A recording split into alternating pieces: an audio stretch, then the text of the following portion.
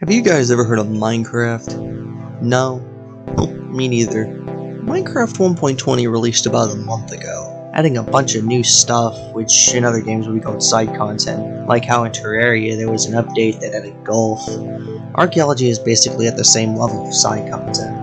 Though the thing with Minecraft is that every year they make an update which adds something more for you to do. I already have plenty of issues with the previous updates, though they aren't the same complaints that the echo chamber of Minecraft YouTubers repeating themselves and each other have. Today though, I'm here to talk about the future. Kinda like future studies, which is the practice of postulating possible, probable, and preferable futures and the worldviews and myths that underlie them. Or so says Wikipedia, but instead of predicting the future of our reality, let's talk about the possible future of Minecraft. Specifically the Minecraft 1.21 update. Although, I'm a few months early on talking about this, since Minecon Live 2023 is likely to happen around October 24th, this video is purely for fun. Me just be throwing us some ideas out there, so without further ado, here's me being a wacko. Possibility 1. The End Update. Okay, look, the End is a very barren place, home to one of the worst final bosses any game ever, and endgame content that you might as well be just the halfway point of the typical Minecraft YouTuber playthrough. There's one major issue I blatantly have with the End. Why is it even called the End? The problem with the End is that it's supposed to be the end. Now before we start saying that my standards for endings is a little too high, let me show you 3 games that have way better endings than Minecraft. First off, Terraria. Well, I mentioned Terraria 2 times in a Minecraft video, that's scary. Terraria's final boss is the Moon Lord, a boss that is so powerful that it took me about 10 tries just to beat him for my first time. The thing with the Moon Lord is that he's not only the end of the game, but he's also the thing that you've been building up to fight. Before you even fight the Moon Lord, you have to fight the lunatic cultist, and then after that you have to fight 4 celestial pillars. Then finally, after a 2-minute build-up, you fight the toughest battle in the game so far. This is the minimum of what an ending should be. If you aren't convinced, let me show you another game. Portal Knights. This game's final boss is the thing you've been building up to through the entirety of the game. Your journey in Portal Knights is to fight the Hollow King, but by the time you get to the Hollow King, it's not actually a terribly hard battle. But my point still stands. The fight was something that you actively were working towards. And finally, Half-Life. Hold it, cowboy. I know Half-Life isn't a survival sandbox like Minecraft, Terraria, and Portal Knights are, but that's the thing. For this example, it doesn't need to be a sandbox game for you to talk about its ending. An ending is the thing that the player is working towards, whether it's the end of arcade mode in Marvel vs. Capcom 3 or the Moon Lord. The end is a very basic concept that should be the same in every game. The ending itself shouldn't be the same, but its role in gameplay should be. The end is the last thing that you're supposed to do in the main progression of the game. I know I skipped past Half-Life, but we don't actually need to talk about the ending for that point to make sense. So, if the end isn't an end, what could you do to fix the end? Well, I don't think there is an actual way for the end to be fixed logically. If you were to completely restructure the end and how it works, you would unironically break the worlds that the players have been working on for years. So what's my solution if I'm talking about it?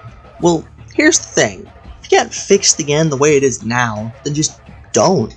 The end that already exists can stay the same. Instead, just make a second end for all the new worlds that start existing. How hard would this be? Quite, my friend. Quite. Making 2 different ends is not an easy task, but you can do it. Just make it so then, in this update, it detects if chunks are loaded in the end.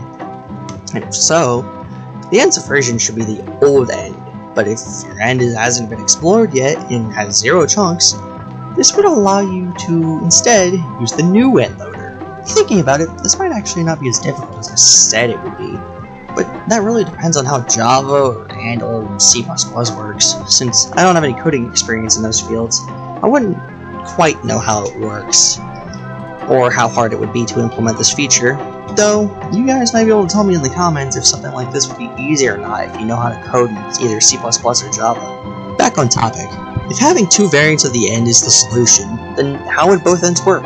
Well, the old end would just work the same as it always has, just with all the new features and all the new stuff that would be added to the end update. Let's say, for example, they add something like grass to the end. Eventually, you will find this new grass in the end, so basically it's just another update with the end features. Okay, well, what about the new end? Well, let me tell you, I think this idea is pretty cool. First off, update the Gene fight.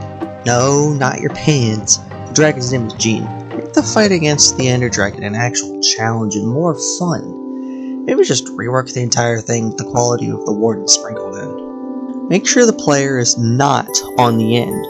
Spawn the player on the end islands that hold all of the new stuff.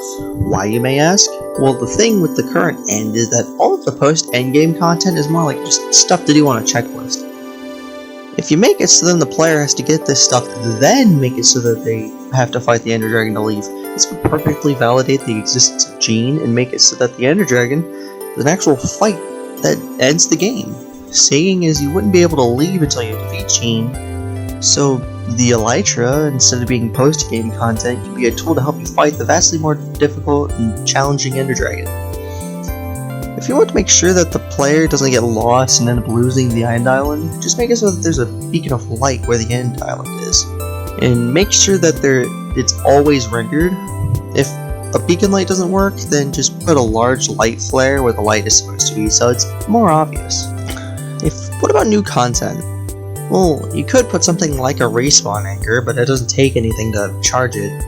Or you could even possibly, if you don't want something like a bed, make it so that when you place down this respawn structure thingy, it'll like teleport you there every time you go through the end portal. Because one of the most annoying things about the end is when you die, you have to run all the way back to get your stuff, which is really annoying and tedious. Honestly, that's basically everything I can come up with on the top of my head. Yeah. Next thing. Oh yeah, before we continue, I tend to get annoyed when people ask stuff like this, but please, like and subscribe if you think my ideas are good ideas. There aren't many drawbacks to doing that, except if you don't like my videos, which I'm fine with you having your own opinions. On to the second possibility. Possibility number 2. Overworld quality of life updates. Honestly, I think that the overworld is kind of underpopulated. What do I mean? Well, the thing with Minecraft is that one of the major parts of it is exploring. Well, Minecraft has about 8 surface structures defined, which is all the structures you can find without having to go underground or underwater. You don't count the trailer ruin as a surface structure, though. If you want to say that there's some kind of history that happened in Minecraft, you would expect there to be more things like forts or cabins, but no, there's not much to prove that these ancient builders existed. I think that Minecraft should just add more basic structures to find throughout your world. Even at least 2 or 3 new ambient structures, as I'll call them, would be nice. Something like a campsite or a decrepit old hut would be nice, giving the world some more life that it desperately needs. More little features like butterflies that hang around flowers or leaf particles falling off the trees, or even fireflies, which probably aren't going to happen, would be cool. I think Minecraft just needs to add some more stuff that'd be interesting to look at. And they need to buff the rarity of woodland mansions. I never find them on Bedrock! It would also be cool if they added more features from Minecraft Dungeons and Legends. Like, for instance, the mossy skeleton from Dungeons. Or a badger from Legends. Let's cut it open and see what's inside! A tomato? What the f- Skulk is funny. There's this weird monument in the near middle of the ancient cities that just exists. I don't know if they're going to do anything with the skulks after 1.19, though since calibrated skulk sensors existed in Minecraft 1.20, wouldn't doubt they add something. Honestly, I don't know much about the ancient cities. I know what loot they have and generally how it works, and a viable strategy for looting the place without dying, but other than that, I don't know what significance the place has to the progression of Minecraft, though would be interested in looking more into it.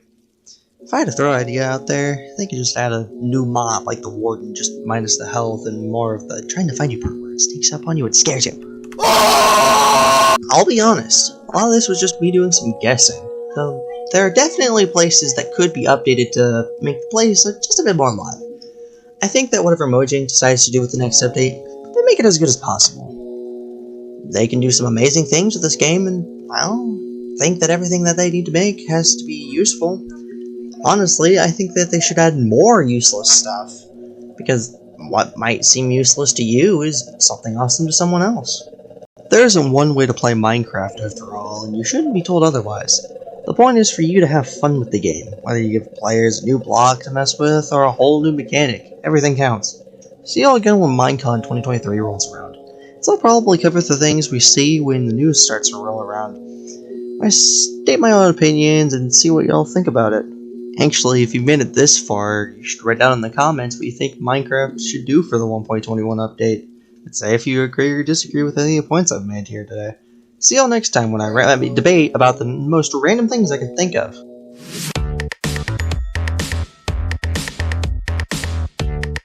Сучика! Все, ноги. На.